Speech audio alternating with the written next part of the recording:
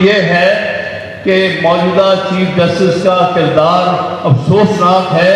لاہور بار کے معاملات میں بھی، لاہور کی عدالتوں کے معاملے میں بھی، اور یہ جو حافظ آباد میں ہوا ہے اس حوالے سے بھی بڑا قابل افسوس ان کا کردار رہا ہے۔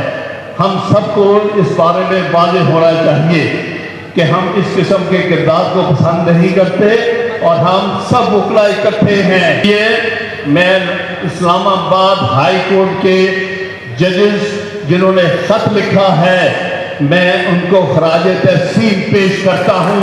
بہادر جج ہیں۔ ہمیں ایسے بہادر ججز کی ضرورت ہے۔ افسوس یہ ہے کہ لاہور ہائی کورٹ کا ریکارڈ بڑا ہی افسوسناک لکھا۔ کیا ان کے ساتھ یہ نہیں ہو رہا؟ ان کو اپنی کرسیاں بچانے کی پڑی ہوئی ہے، بجائے یہ کہ یہ بھی اسلام آباد ہائی کورٹ کے ججز کی طرح ایکسپوز کریں انٹیلیجنس ایجنسیز کو، جو ججز کے معاملات میں، عدلیہ کے معاملات میں انٹرفیئر کرتے، لیکن ان میں سے کسی میں جرأت ہی نہیں ہے۔ یہ انٹیلیجنس ایجنسیز کو اپنے سر پہ سوار کیے ہوئے ہیں۔ لہٰذا ہم ڈیمانڈ کریں گے، ہم بہادر ججز کے ساتھ ہیں۔ ایک بات یاد رکھیے کہ آخرکار وہ ایکسٹینشن واپس ہوئی تھی، اور واپسی کے نتیجے میں شیخ ریاض کا نام تک کوئی نہیں لیتا۔ اس لیے خدا را خالصہ تاریخ کو سمجھیں، کسی قسم کے اس قسم کے جھانسے میں نہ آئے۔ ہم وکلا کسی طرح بھی عدلیہ کی عمروں میں اضافے کی مخالفت کریں گے، سارے پاکستان میں مخالفت کریں گے۔ ہم نہیں چاہتے کہ عدلیہ اندر سے ڈیوائیڈ ہو۔ ہم نہیں چاہتے کسی بھی سپریم کورٹ کے جج کے ساتھ کسی قسم کی ناانصافی ہو، اور کسی ایک کو خوش کرنے کے لیے ساتھ دیے جائے اور دوسروں کا رستہ روک لیا جائے۔ اتنی بڑی ناانصافی ہرگز نہیں ہم ہونے دیں گے۔ اس سے عدلیہ کی آزادی ایک مفروضہ بن کے رہ جائے گی۔ لہذا بار کی طرف سے میں واضح طور پر یہ ایک پیغام دینا چاہتا ہوں کہ بھائی کسی قسم کے جھانسے میں نہ آئے۔ پہلے بھی کھوسا صاحب جھانسے میں آئے تھے، ان کو بھی خیال تھا کہ ان کو ایکسٹینشن ملے گی۔ آپ نے دیکھ لیا کوئی ایکسٹینشن نہیں۔ یہ استعمال کرتے ہیں، فارغ کر دیتے ہیں۔ یہاں کی اسٹیبلشمنٹ کی روایت یہ ہے۔ لہذا بھائی صاحب اپنی شہرت، اپنی ریپوٹیشن بچائیے گا اور انصاف کیجیے گا۔ کچھ فیصلے جو پچھلے دنوں آپ نے کیے ہیں وہ قابل فخر نہیں ہیں، وہ تاریخ میں اچھے الفاظ میں یاد نہیں کیے جائیں گے، اور تاریخ میں آپ کے خلاف ان فیصلوں کی وجہ سے، جیسے کہ ابھی ذکر ہوا ہے مولوی تمیز الدین خان کا کیس، 200 کا کیس، اسی طرح آپ کا نام بھی اسی کے ساتھ آئے گا۔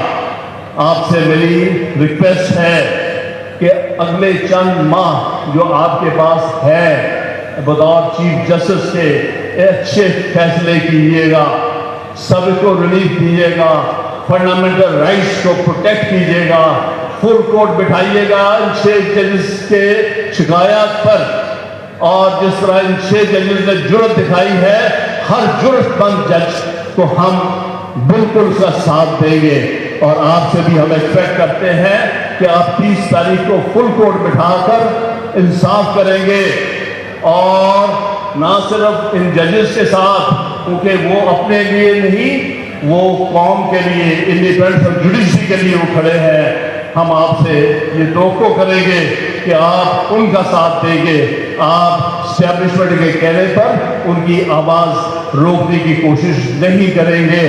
یہ ہم سب وکلا کا اتنا ہی بڑا ایشو ہے جتنا کوئی اور ایشو ہو سکتا ہے، کہ ہم چاہتے ہیں کہ جوڈیشری انڈیپینڈنٹ رہے، جوڈیشری میں بہادر اور انڈیپینڈنٹ ججز ہوں، اور وہ کھل کے کام کر سکیں، ان کے رستے میں رکاوٹیں نہ ڈالی جائیں، کوئی انٹیلیجنس ایجنسیز کے لوگ اس میں آگے نہ آئیں، وہ صرف اور صرف انصاف کرنے کے مکمل ہو سکیں۔ ہم لاہور بار کے ساتھ اکٹھے ہیں، ہم حافظ آباد بار کے ساتھ اکٹھے ہیں اور ہم پاکستان بھر کے وکلا کے ساتھ اکٹھے ہیں۔ اب میں تیسرے ایشو جو کہ قومی ایشو ہے، بہت اچھی بات کی تھی ہمارے سیکرٹری صاحب نے کہ سارے ایشو ہی جو ہے وکلا کے ایشو ہے، جج آتے ہیں جج چلے جاتے ہیں، وکیل اپنی جگہ قائم رہتا ہے۔ اس لیے یہ کبھی نہ سوچے کہ جج کا ایشو وکیل کا ایشو نہیں ہوتا، یہ ایشو وکیل کا ہی ہوتا ہے۔ اس لیے اس قسم کی کوئی سپریشن نہیں ہے کہ یہ جو ججوں کا ایشو ہے یہ وکیلوں کا۔ جب تک ججز اور وکلا اکٹھے نہیں ہوں گے ملک میں آئین کی آزادی نہیں ہوگی۔ اس لیے ہے کہ لاہور بار ایسوسی ایشن کو اس معاملے میں بہت سختی سے کھڑے ہونا ہے۔